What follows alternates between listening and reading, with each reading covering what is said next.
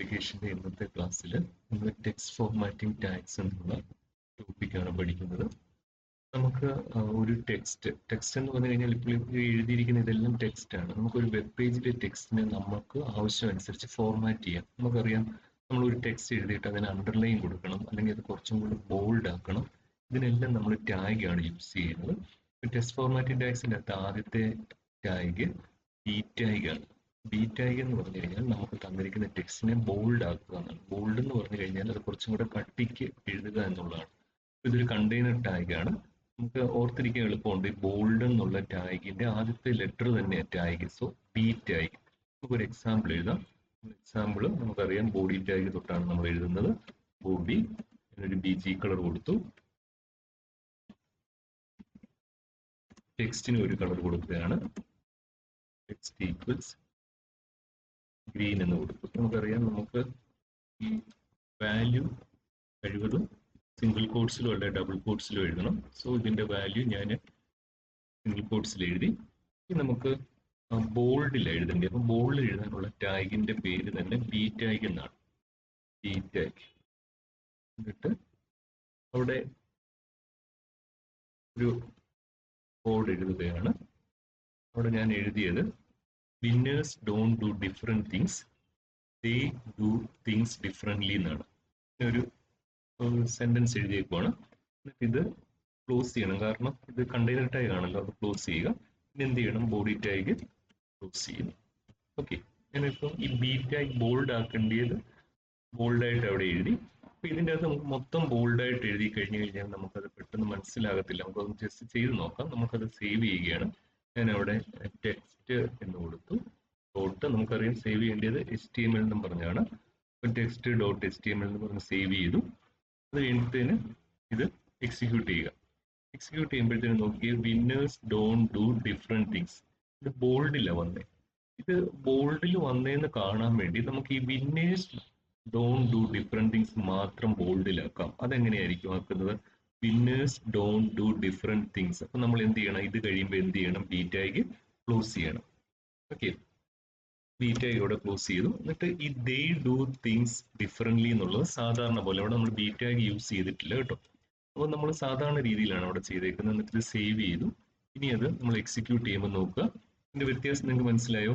Winners don't do different things നോക്കിക്കുക, അത് ബോൾഡില്ല, കുറച്ചും കൂടെ കട്ടിക്കാണ്. ദേ ഡു തിങ്സ് ഡിഫറെന്റ്ലി എന്നുള്ളത് ഞാൻ സാധാരണ രീതിയിൽ എഴുതിയ. അപ്പം അതാണ് ഫസ്റ്റ് ടാഗ്. ബി ടാഗ് എന്ന് പറഞ്ഞു കഴിഞ്ഞാൽ it is use to make a text bold, അല്ലെങ്കിൽ ആ ബോൾഡ് സ്റ്റൈൽ ഒരു ടെക്സ്റ്റിന് കൊണ്ടുവരാൻ വേണ്ടിയാണ് B tag. Next one italics.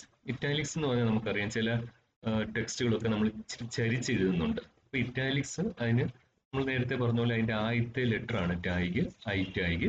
ഇത് കണ്ടെയ്നർ ടാഗ് ആണ്. അപ്പം ഇതെങ്ങനെയായിരിക്കും എഴുതുന്നത്? നമുക്ക് winners don't do things differently കഴിഞ്ഞ് ദേ ഡു തിങ്സ് ഡിഫറെന്റ്ലി എന്നുള്ളത് ഇറ്റാലിക്സിൽ എഴുതണം, കുറച്ച് ചരിച്ചെഴുതണം. അപ്പൊ നമ്മൾ ഏത് ടാഗാണ് യൂസ് ചെയ്യുന്നത്? I tag. ഇതൊരു കണ്ടെയ്നർ ടാഗ് ആണ്. നമ്മൾ C++ന്റെ ഈ കമ്പൈലറിൽ എഴുതുന്നതുകൊണ്ടാണ് ഓട്ടോമാറ്റിക്കലി അവിടെ ക്ലോസ് ആകുന്നത്. ഓക്കെ, അപ്പൊ ഐ ടാഗ് അവിടെ ഞാൻ യൂസ് ചെയ്തു. ഐ ടാഗ് എന്ന് പറഞ്ഞാൽ മനസ്സിലായല്ലോ, ഇറ്റാലിക്സിൽ എഴുതാം. നമുക്ക് ഇവിടെ ചെയ്ത് നോക്കുമ്പോൾ മനസ്സിലാവും. നമുക്ക് ഇവിടെ കണ്ടോ, ദേ ഡു തിങ്സ് ഡിഫറെന്റ്ലി എന്നുള്ളത് കണ്ടോ, കുറച്ചും കൂടെ ചരിഞ്ഞാണ് വന്നിരിക്കുന്നത്. അപ്പം ഇതിനെയാണ് ഇറ്റാലിക്സ് എന്ന് പറയുന്നത്. അപ്പൊ സോ സെക്കൻഡ് ടാഗ് എന്ന് പറഞ്ഞു കഴിഞ്ഞാൽ ഇറ്റാലിക്സ് ടാഗ് ആണ്. ഇറ്റാലിക്സ് ടാഗിന് യൂസ് ചെയ്യുന്ന ടാഗ് ഐ ആണ്, container tag. Next one underlining the text. നമുക്കൊരു ടെക്സ്റ്റ് അണ്ടർലൈൻ ചെയ്യണം. അണ്ടർലൈൻ ചെയ്യാൻ വേണ്ടിയിട്ട് നമ്മൾ യൂസ് ചെയ്യുന്ന ടാഗ് നേരത്തെ പറഞ്ഞ പോലെ ആദ്യത്തെ ലെറ്റർ തന്നെയാണ് ടാഗ്, യു ടാഗ്.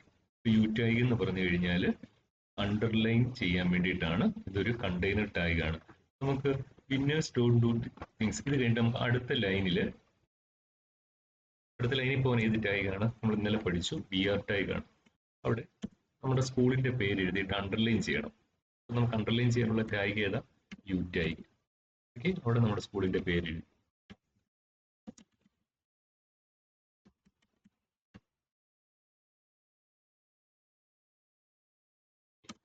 സ്കൂളിന്റെ പേര് എഴുതി. എന്നിട്ട് ഇത് ഞാൻ സേവ് ചെയ്യുകയാണ്. ഇത് എക്സിക്യൂട്ട് ചെയ്യുമ്പോഴത്തേനും നോക്കുക, CMSHS മല്ലപ്പള്ളി അടുത്ത ലൈനിൽ വന്നത് എന്തുകൊണ്ടാണ്? BR ടാഗ് യൂസ് ചെയ്തുകൊണ്ടാണ്. അത് അണ്ടർലൈൻ ലൈൻ. നമുക്ക് ഇനി CMSHS മല്ലപ്പള്ളി എന്നുള്ളത് അണ്ടർലൈൻ ചെയ്യണം. ഓൾറെഡി അണ്ടർലൈൻ ആണ്. അതുപോലെ ഇറ്റാലിക്സും ബോൾഡും ആക്കണം. മൂന്നും ചെയ്യണം. അപ്പൊ നമ്മൾ എങ്ങനെ എഴുതും? യു ടാഗ് എഴുതി. അടുത്ത ഏതാ? വി ടാഗ് എഴുതി. ഓട്ടോമാറ്റിക്കലി ഇവിടെ ക്ലോസ് ആകുന്നുണ്ട്, അത് നോക്കണ്ട. അടുത്തത് ഐ ടാഗ്. ഇനി നിങ്ങൾക്ക് വരാവുന്ന ഒരു സംശയം, നമുക്ക് ആദ്യം യു ടാഗ് എഴുതുന്നതിന് പകരം ബി ടാഗ് എഴുതിയ കുഴപ്പമുണ്ടോ, അല്ലെങ്കിൽ ആദ്യം ഐ ടാഗ് എഴുതിയ കുഴപ്പമുണ്ടോ? ഒരു കുഴപ്പമില്ല, നമുക്ക് ഇഷ്ടമുള്ള രീതിയിൽ നമുക്ക് എഴുതാം. പക്ഷെ അതിന്റെ റൂൾ എന്താന്ന് വെച്ച് കഴിഞ്ഞാൽ, നമ്മൾ അവസാനം എഴുതിയ ടാഗ് വേണം ആദ്യം ക്ലോസ് ചെയ്യാൻ. ഇപ്പൊ അവസാനം എഴുതിയ ടാഗ് ഏതാ? ഐ ആ. അപ്പൊ ആദ്യം ക്ലോസ് ചെയ്യേണ്ടത് ഏതാണ്? ഐ ടാഗ് ആണ്. നമ്മൾ ഐ ടാഗ് ക്ലോസ് ചെയ്തു. പിന്നെ ഏത് ടാഗ് ക്ലോസ് ചെയ്യേണ്ടത് നോക്കിക്കേ. രണ്ടാമത് ഏതാണ്? ബി ടാഗ് ആണ് ക്ലോസ് ചെയ്യേണ്ടത്. അപ്പൊ അവിടെ ബി ടാഗ് ക്ലോസ് ചെയ്തു. ഇനി നമുക്ക് ആദ്യം എഴുതിയത് അവസാനം ക്ലോസ് ചെയ്യണം. നമ്മൾ ഈ CMS മല്ലപ്പള്ളി എന്നുള്ളത് നമ്മൾ ബോൾഡ് ആക്കി, ഇറ്റാലിക്സ് ആക്കി, അണ്ടർലൈൻ ആക്കി. നമ്മളിപ്പോൾ ഇത് എക്സിക്യൂട്ട് ചെയ്യുമ്പോഴത്തേക്കും നോക്കുക, CMS മല്ലപ്പള്ളി നിങ്ങൾ നോക്കിയാൽ അറിയാം, ഇത് ബോൾഡ് ആണ്, ഇറ്റാലിക്സ് ആണ്, അതുപോലെ തന്നെ അണ്ടർലൈൻ ചെയ്തിട്ടുണ്ട്. നമ്മൾ യു ടാഗ് ആണ് പഠിച്ചേക്കുന്നത്. യു ടാഗ് എന്ന് പറഞ്ഞാൽ അണ്ടർലൈൻ ചെയ്യാനാണ്. ഇനി നമ്മൾ എഴുതിയ ഒരു ലൈൻ നമ്മൾ ബുക്കിന്റെ അകത്ത് നമ്മൾ ഒരു തെറ്റ് വന്നു കഴിഞ്ഞാൽ നമ്മൾ വിട്ടുവല്ലോ. അതുപോലെ തന്നെ നമുക്ക് ഇതിന്റെ അകത്ത് നമുക്ക് എഴുതിയ ഒരു ഭാഗം നമുക്ക് സ്ട്രൈക്ക് ചെയ്യാം. രണ്ട് ടാഗ് യൂസ് ചെയ്യാം. ഒന്നെങ്കിൽ എസ് ടാഗ് യൂസ് ചെയ്യാം, അല്ലെങ്കിൽ സ്ട്രൈക്ക് എന്ന് പറയുന്ന ടാഗ് യൂസ് ചെയ്യാം. രണ്ടിന്റെയും ഫംഗ്ഷൻ സെയിം ആണ്, സ്ട്രൈക്കിംഗ് ത്രൂ ദ ടെക്സ്റ്റ്. നമുക്കത് ചെയ്ത് നോക്കുമ്പോൾ മനസ്സിലാവും. നമുക്ക് അടുത്ത ലൈനിൽ പോകണം. ഏതാ ടാഗ്? B R tag. അവിടെ ഫെയിൽഡ് എന്ന് എഴുതിയിട്ട് നമ്മളത് കട്ട് ചെയ്യാൻ പോവാണ്. നമുക്കറിയാം എസ് ടാഗ് യൂസ് ചെയ്യാം. ഞാനവിടെ ഫെയിൽഡ് എന്ന് എഴുതി, എന്നിട്ട് ഞാനത് കട്ട് ചെയ്യണം, അതേ കൂടെ സ്ട്രൈക്ക് ചെയ്യണം. അപ്പോൾ ഇത് ഞാൻ സേവ് ചെയ്തിട്ടത്തേന് എക്സിക്യൂട്ട് ചെയ്യുമ്പോൾ നോക്കിക്കേ എങ്ങനെയാണ് വന്നേക്കുന്നത്. കണ്ടോ, ഫെയിൽഡ് എന്ന് എഴുതിയിട്ട് അത് അതിൽ കൂടെ കണ്ടോ സ്ട്രൈക്ക് ചെയ്തേക്കുന്നത് കണ്ടോ. ഇതിന് തന്നെ വേറൊരു ടാഗ് യൂസ് ചെയ്യാം. എസ് ടാഗ് അല്ലെങ്കിൽ ഏത് ടാഗാണ്? സ്ട്രൈക്ക് എന്ന് പറയുന്ന ടാഗ് തന്നെ യൂസ് ചെയ്യാം. അപ്പൊ നമ്മൾ ക്ലോസ് ചെയ്യുന്നതും സ്ട്രൈക്ക് എന്ന് പറയുന്നത് രണ്ടിന്റെ ഒരേ ഫംഗ്ഷനാണ്. അപ്പൊ സ്ട്രൈക്ക് ഞാൻ യൂസ് ചെയ്തു. നോക്കുക, സെയിം കാര്യം. ഓക്കെ. അപ്പൊ എന്താണ് എസ് ടാഗ് അല്ലെങ്കിൽ സ്ട്രൈക്ക് ടാഗ്? സ്ട്രൈക്ക് ടാഗ് എന്ന് പറഞ്ഞു കഴിഞ്ഞാൽ സ്ട്രൈക്കിംഗ് ത്രൂ ദ ടെക്സ്റ്റ്. ഇവിടെ കണ്ടോ താങ്ക് യു ഓൾ എന്നുള്ളത് ഇങ്ങനെ സ്ട്രൈക്ക് ചെയ്തേക്കുവാണ്. നമുക്ക് ഈ എക്സാമ്പിൾ നമുക്ക് ചെയ്ത് നോക്കാം. താങ്ക് യു ഓൾ എന്ന് സ്ട്രൈക്ക് ചെയ്യണം. അടുത്ത ലൈനിൽ പോകാനുള്ള കോഡ് ഏതാണ്? B R tag. Thank you all എന്നുള്ളത് കട്ട് ചെയ്യണം. എങ്ങനെയാണ്? നമുക്ക് എസ് ടാഗ് യൂസ് ചെയ്യാം, അല്ലെങ്കിൽ സ്ട്രൈക്ക് എന്ന് പറയുന്ന ടാഗ് തന്നെ യൂസ് ചെയ്യാം. ഞാൻ താങ്ക് യു ഓൾ എന്നുള്ളത് സ്ട്രൈക്ക് ചെയ്യാൻ വേണ്ടി കൊടുത്തു. എക്സിക്യൂട്ട് ചെയ്യുകയാണ്. നിങ്ങൾ നോക്കിയാൽ അറിയാം താങ്ക് യു ഓൾ എന്നുള്ളത് സ്ട്രൈക്ക് ചെയ്തു. ഓക്കെ. അടുത്തത് ബിഗ് ടാഗ്. ബിഗ് ടാഗ് എന്ന് പറഞ്ഞു കഴിഞ്ഞാൽ നമ്മൾ സാധാരണ എഴുതുന്ന സൈസിനെക്കാട്ടിലും ഒരു സൈസ് കൂടുതലായിരിക്കും. ബിഗ് എന്ന് പറഞ്ഞാൽ അറിയാമല്ലോ, നമ്മൾ സാധാരണ എഴുതുന്നതിനെക്കാട്ടിലും ഒരു ലൈൻ കൂടുതലായിട്ട്, അല്ല അതിന്റെ കണ്ടന്റിന്റെ സൈസ് ഒരു സൈസും കൂടെ കൂട്ടണം. ബിഗ് ടാഗ്, അതിന്റെ ടാഗിന്റെ പേര് ബിഗ് എന്നാണ്, കണ്ടെയ്നർ ടാഗ് ആണ്. നമുക്ക് ഒരു സൈസ് ആണ് ഇതിന്റെ അകത്ത്. നമുക്ക് താങ്ക് യു ഓൾ എന്നുള്ളതിന്റെ അകത്ത് ഈ ഓൾ എന്നുള്ളത് ഈ സ്ട്രൈക്ക് ടാഗ് ഞാൻ മാറ്റുകയാണ്. താങ്ക് യു ഓളിന്റെ അകത്ത് ഓൾ എന്നുള്ളത് കുറച്ചും കൂടെ വലുതാകണം. അപ്പൊ നമുക്കറിയാം അതിന് യൂസ് ചെയ്യുന്ന ടാഗ് ചെയ്ത ബിഗ്.